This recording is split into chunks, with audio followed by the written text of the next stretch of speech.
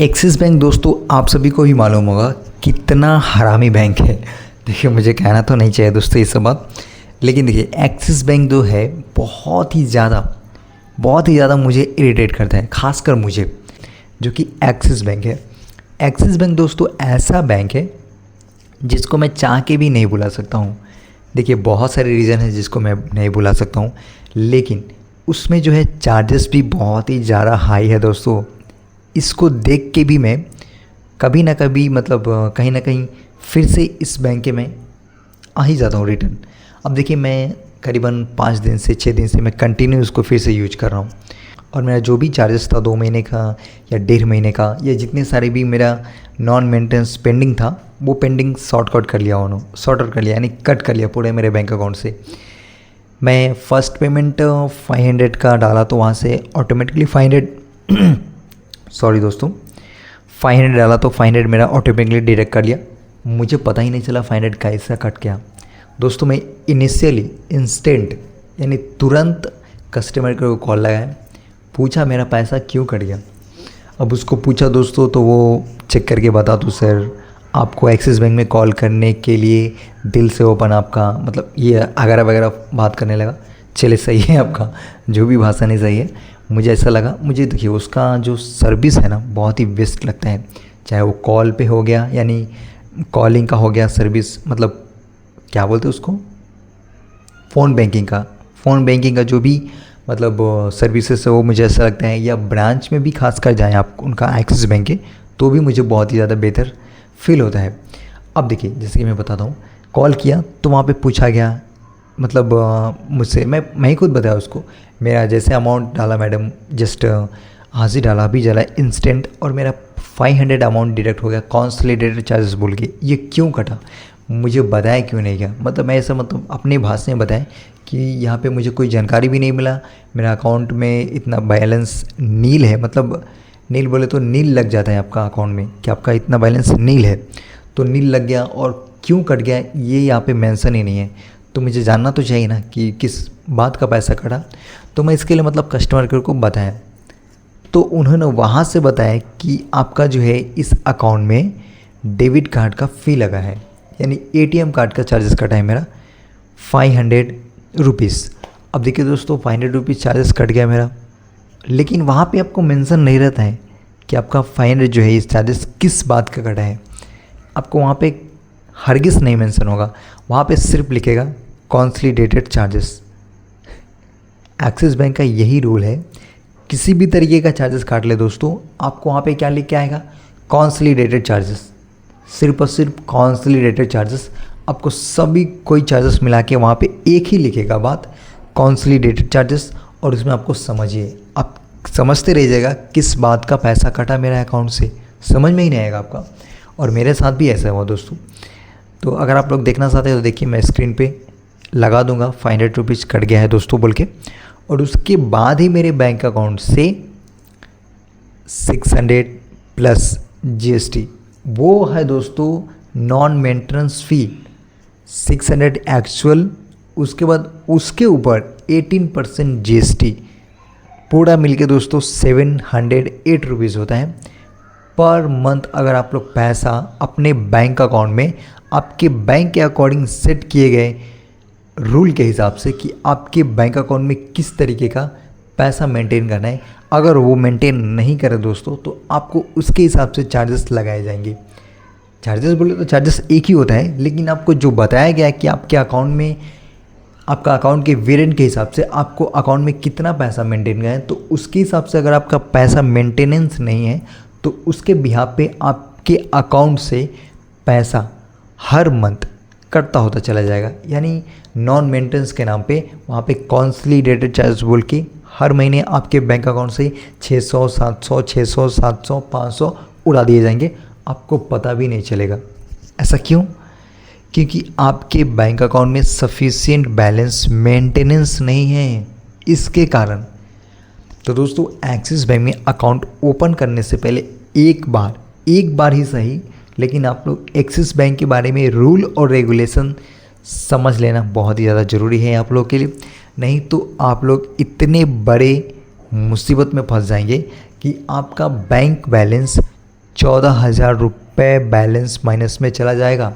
और मेरा खासकर मेरा खुद का अकाउंट जो है एक्सिस बैंक में 2021 या 22 से था, और मैं कुछ टाइम उसको चलाया, 1 साल 1.5 साल यूज करा, बाद में उसको छोड़ दिया। और वो जो बैलेंस था मेरा खाली नॉन मेंटेनेंस का, सिर्फ और सिर्फ नॉन मेंटेनेंस का जो बैलेंस हुआ था माइनस में, नील में, 14,000 प्लस। मैं इसके ऊपर डिटेल में, यानी मैं इसके ऊपर ऑलरेडी एक शॉर्ट वीडियो बनाया है। मैं इस वीडियो के ऊपर उसको टैग कर दूंगा, उस वीडियो को, जो मेरा शॉर्ट वीडियो है जिसमें 14,000 बैलेंस माइनस में चला गया। उस वीडियो को जाके देखिएगा दोस्तों, आपको समझ में आएगा। वहाँ पे मेरा नाम भी है विवेक कुमार, तो आपको थोड़ा मतलब आप लोग समझ पाएंगे। नहीं तो कोई क्या बोलेगा, अरे ऐसा बोल दिया, फेक हो सकता है, ऐसा कुछ। लेकिन ऐसा कुछ भी नहीं है दोस्तों, ये रियलिटी है। मेरे बैंक अकाउंट में 14,000 से ज़्यादा माइनस में हो गया था एक्सिस बैंक में। ऐसा मैं किसी भी बैंक में नहीं देखा दोस्तों, किसी भी बैंक में नहीं। और अगर उस बैंक अकाउंट को मैं यूज करने के लिए वहाँ पे पैसा ऐड करता तो मेरा पैसा सभी के सभी पैसा कट कर लेता, और वो रिफंडेबल भी नहीं होता दोस्तों। नॉन मेंटेनेंस का चार्जेस अगर आपके अकाउंट में नील हो गया और आप अकाउंट में पैसा डाल दिए तो कट जाएगा, कहीं से भी रिफंडेबल नहीं हो पाएगा, मुझे जहाँ तक मालूम है। लेकिन बहुत सारे इस पे वीडियो भी है कि नील आपका जो भी नॉन मेंटेनेंस का फ़ी है वो रिफ़ंड हो सकता है। तो चलिए मैं नेक्स्ट वीडियो में उसके बारे में बात करूँगा। लेकिन अभी जो बात कर रहा हूँ दोस्तों, एक्सिस बैंक का घटियापन के बारे में बात कर रहा हूँ दोस्तों। और मुझे खासकर इस बैंक से बहुत ही ज़्यादा प्यार भी है दोस्तों, लेकिन जो रियलिटी है उसको बताना तो पड़ेगा दोस्तों।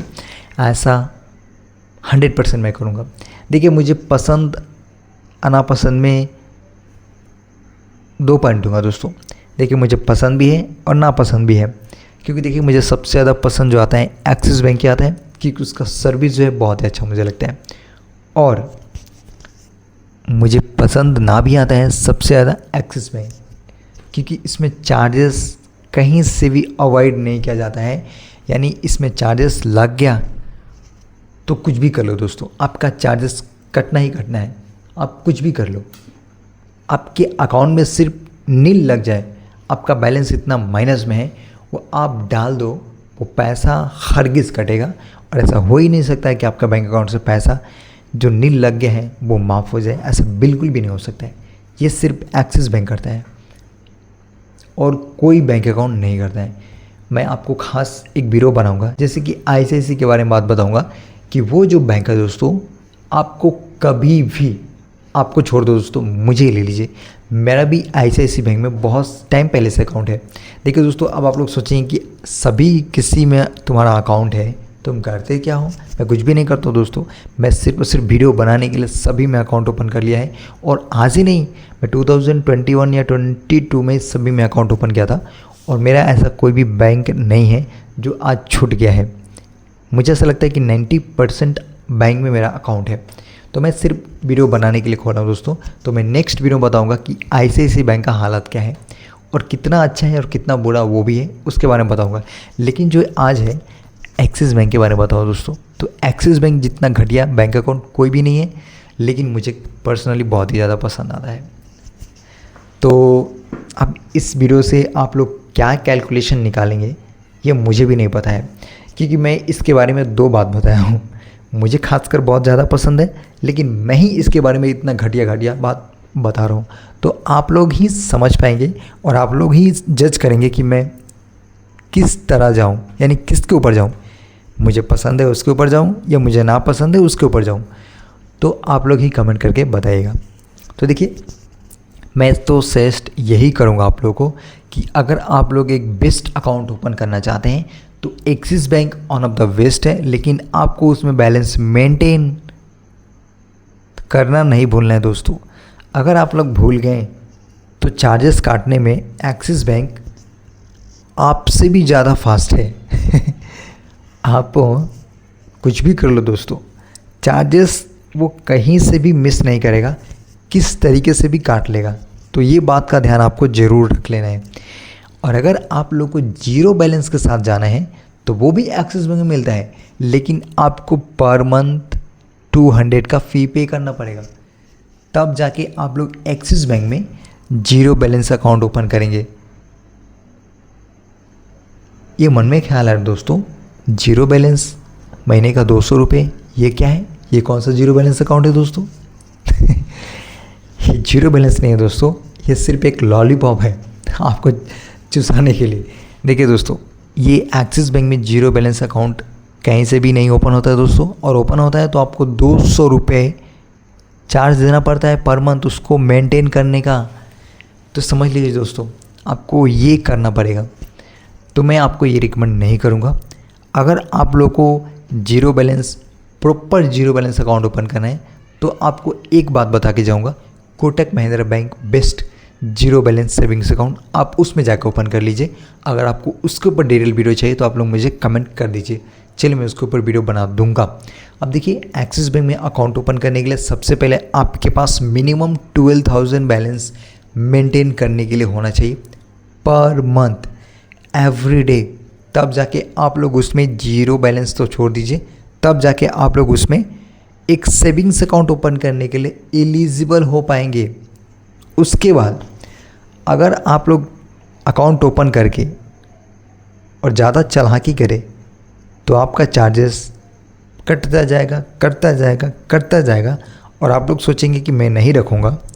आप लोग कितने महीने में नहीं रखेंगे दोस्तों? 1 महीने, 2 महीने, 3 महीने, 4 महीने, 5 महीने, छठा महीने डालेंगे ना, सब कुछ एक बार वसूल करेगा वो। तो इसके लिए दोस्तों आप लोग सोच समझ के एक्सिस बैंक में खासकर अकाउंट ओपन करिएगा।